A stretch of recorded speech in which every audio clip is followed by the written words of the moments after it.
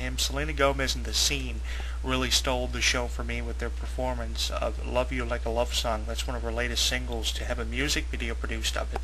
It's been played on virtually every music television network and every syndicated radio station in the entire world.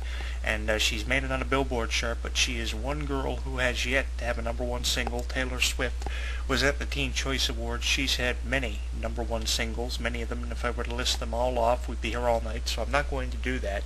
But I think Selena Gomez is being referred to somebody who is an artist who will probably never get number one, but I don't agree with that. I think eventually she's going to get number one with songs like I Love You Like a Love Song. She definitely has a good formula, but for some reason she's unable to secure that number one spot on a Billboard chart for pop music.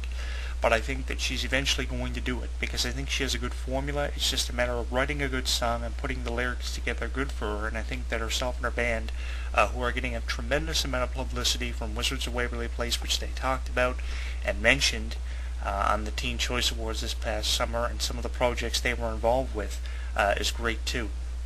Selena Gomez also took home several Teen Choice Awards, which was great for her career and gave her a bit of publicity anyway. But Justin Bieber and Selena Gomez showing up at these award shows, they look great together. I think they're a good pairing, and I think if they remain together, they're going to continue to be publicized beyond belief. And I think that the performance of Selena Gomez, along with the special effects of the pink smoke and everything, we saw at the Teen Choice Awards, that was great too. So I think that Justin Bieber and Selena Gomez need to be given complimentation, if that, for their contributions to the Teen Choice Awards. And if I were to give compliments to everybody from the Teen Choice Awards, we'd be here all night. A couple of things I'm going to be talking about here about the Teen Choice Awards that stood out. Justin Bieber and Selena Gomez, their performances in the Teen Choice Awards, they took home something that stood out in my mind. The host work of Kelly Koku was great too. I guess we should talk about The Miz and John Cena presenting an award to the cast of Glee for the contributions of that long episodic series that's done several seasons. One of the more popular 1 hour long programs on television now. They presented an award to the cast of Glee. I can't remember what for, but I think that John Cena and The Miz did a great job publicizing WWE at the Teen Choice Awards, and I hope that WWE continue to offer their stars to award shows like the Teen Choice Awards we saw this past summer. John Cena showing up at the show in a tracksuit. I didn't really get the point of that, maybe because he just wanted to represent himself like a normal human being and try to put himself in the shoes of the teenagers who took a part in the Teen Choice Awards this year. Maybe he wanted to put himself in their shoes and look like an everyday human being instead of showing up with a bow tie and tuxedo on. The Miz was the guy who showed up in the bow tie and tuxedo. Rather, John Cena shows up at an award show with a tracksuit on. And it's kind of a WTF moment for people who have followed John Cena's career. Why would he show up at an award show with a tracksuit on? He's never done it before. So maybe he wanted to be different from the other award presenters. They presented an award to the cast of Glee. If you haven't seen that video, I'll tweet it for you on our Twitter account at EGW Entertainment, Jonathan Clarke 1. He presented an award to Leah Michele and a number of other cast members of Glee.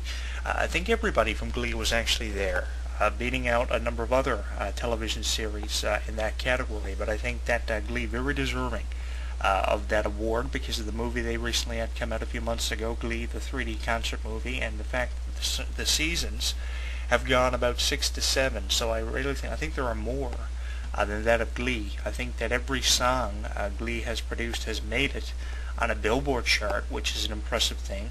And they've went several seasons, and they're continuing to produce the show. There's always a new installment of Glee being advertised on television. As long as Glee continues to be produced, I think they're going to go on to win more awards, not just Teen Choice Awards.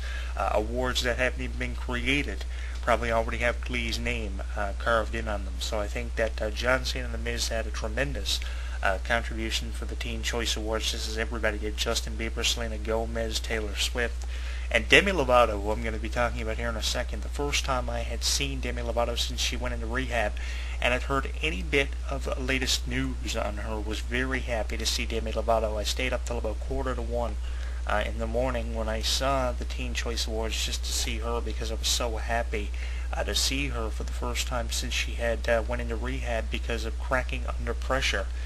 as the media likes to term it. They always have these terminologies they put on different scenarios and situations that happen in Hollywood, and describing Demi Lovato's situation the way they did was completely uncalled for. I mean, she looks better than she ever did since coming out of rehab. She went in rehab, of course, on November 1st this past year in 2010.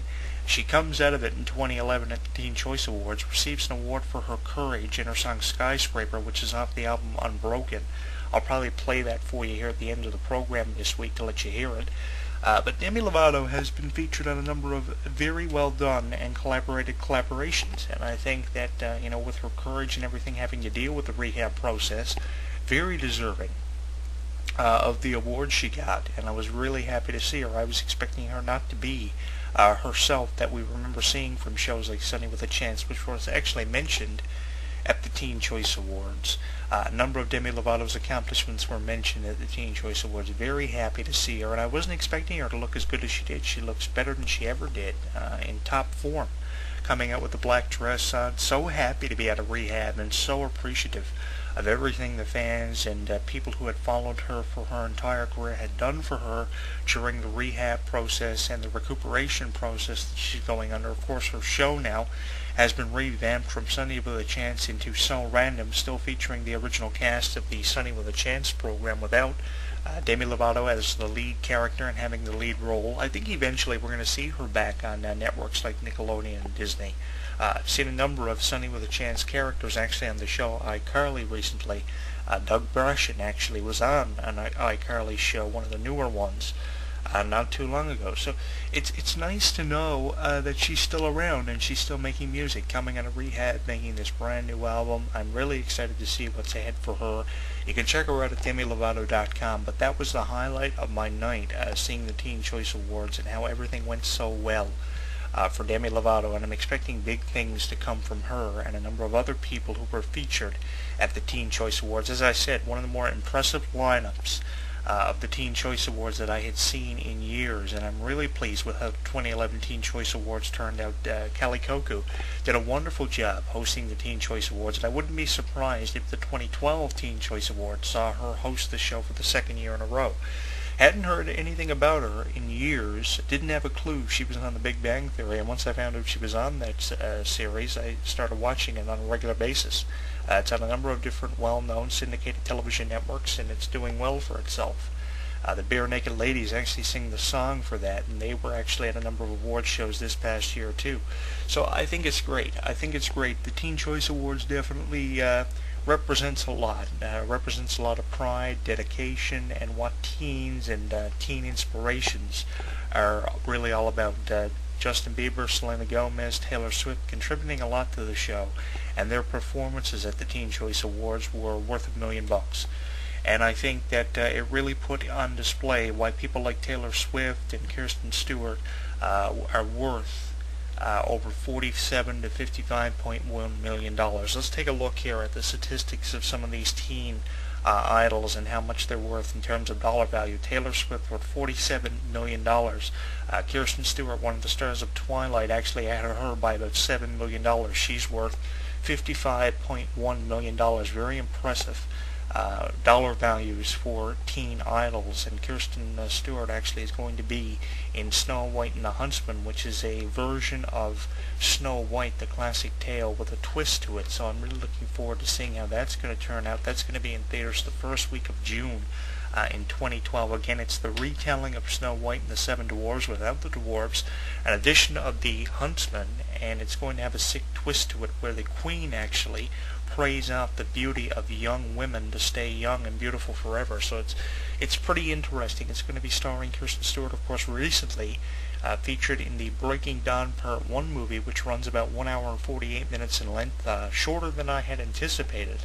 I was expecting both of those movies to be about 3 hours in length and have a 6-hour installment of Twilight, to be honest with you, but I'm surprised it was as short as it was, and everybody's in huge expectations for the second part of it, Twilight Breaking Dawn Part 2, which I'm saying is going to be out in June of 2012, the same time that Kirsten Stewart's Snow White and the Huntsman will be released, but that doesn't make sense to have two Kirsten Stewart movies released in the same month, so probably in November of 2012 is when we'll probably see that one. I really don't know when Breaking Dawn Part 2 is supposed to have its theatrical release, but I know Snow White and the Huntsman, which is receiving a tremendous amount of publicity only because it has Kirsten Stewart involved in the movie, is going to be released in the first week of June in 2012. Although I did see 2 Christian Bale movies released in theaters around the same time one year. I think that was back in 2008 when he was in the first Dark Knight movie. The Dark Knight, Rise of the Dark Knight, is actually going to be in theaters in July of 2012. So we have the new Batman movie coming out in 2012, a new Kirsten Stewart movie, 2 Kirsten Stewart movies to be expected in June or November of 2012, and a number of different things happening for theaters and theatrical releases. So definitely check out your local theater listings for times and availabilities of these films and when you can check them out. Number of different things happening. Arthur Christmas, a computer-generated movie, gets you in the Christmas and holiday festive mood. We've tweeted the trailer at HEW Entertainment, Jonathan Clarke 1. If you haven't seen the thing, head over to our Twitter account and go see the movie. Opened everywhere November 23rd, and really got high expectations for that one. The first computer-generated Christmas-themed movie I can remember seeing in years. And it's great too. But getting back on the Teen Choice Awards, I'm going to rate the show in an entirety 8 out of 10. I really thought it was great. I just talked about a few crucial things that I think really made the Teen Choice Awards such a huge success and got it over in terms of publicity and promotion quite well. It was promoted significantly on a number of different syndicated television networks. I saw it actually on a local television network here from where I'm from, here in Newfoundland, Canada, and I found it great.